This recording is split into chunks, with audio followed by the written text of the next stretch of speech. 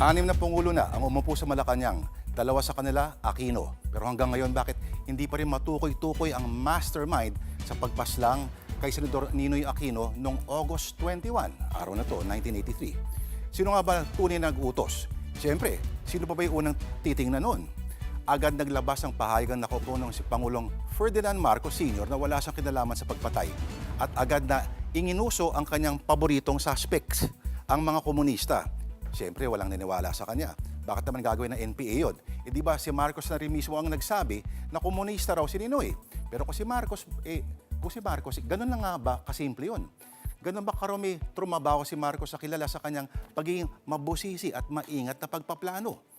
Hindi rin daw estilo ni Macoy ang assassination. Sa katunayan, kung gusto lang daw ng Pangulo, dapat tinuluyan na noong nahatulan ng death sentence sa military court noon, 1978 si Ninoy, na-brad pa niya sa Upsilon Sigma Phi.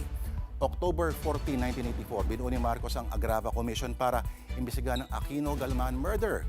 Hindi mula sa kanyang kagandahang loob, pero ang sabi ito rin matapos pagbantaan ng ilang miyembro ng US Congress na puputulan ng military aid ang Pilipinas kung hindi agarang magkaroon ng pagtutukoy ng salarin. Matapos ang more than 20,000 pages ng testimonya at halos 200 saksi. Rekomendasyon ng Agrava Commission na ang krimen ay isang military conspiracy at dapat kasuhan si General Fabian Ver, ang AFP Chief of Staff, kasamang 26 pang mga pangalan. Kasi na, sino pa nga bang meron kakayahan at access? Unless mala Jason Bourne o John Wick pala kumilos itong tinuturong gunman na si Rolando Galman. Pero December 1985, napawalang sala si Ver at binalik sa pwesto. And after 10 years, namatay na lang si Ver sa bangkok na hindi na ibunyag ang katotohanan. Taong 1990, hinatulan sa Sandigan Bayan ang 16 na tao kasama si dating Air Force Master Sergeant Pablo Martinez ng NOI Aviation Security Command ng Philippine Air Force. Pero 2014, namatay sa isang hit-and-run na aksidente si Martinez habang nagbibisikleta sa kahabaan ng Roas Boulevard. Malas o kadudo-duda masyadong timing?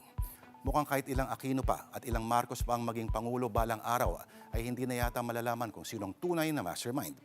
Ang mas mahalaga raw ay pag-usapan ang naging kahulugan ng kanyang naging kamatayan na ngayon ay pilit na binabago at dinudumihan ng mga trolls ang kasaysayan. Pero bago tayo magtapos, kung patibayan lang ang usapan, ito ang isang larawan ng August 21, 1983, nakatingin sa bangkay ni Ninoy, ang NOI Minister of National Defense at ngayon dati ring Presidential Legal Counsel na si Juan Ponce Enrile.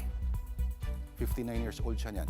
Kung nagkita ba sila pagkatapos ng Nobyembre 13 ng isang taon, ay hindi na natin malalaman. Pero August 1983, baka may isang abogado na pormadong-pormado. Hindi natin sigurado kung saan nagtrabaho ng isang tong abogado na pormadong-pormado, pero malamang sa kumpanyang pribado. At akalain mo, kung magdamit parang isang modelo, biruin mo na, naging legal advisor pa rin ng dating Pangulo. At kailan lang, naging isa pa sa mga hurado ng Miss Universe Pakistan. Ito ang kanyang sample ng malupit na tanungan.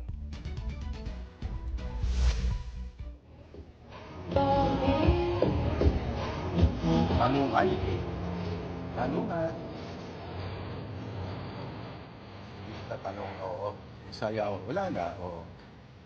Kaya mo yan, multi-talented na.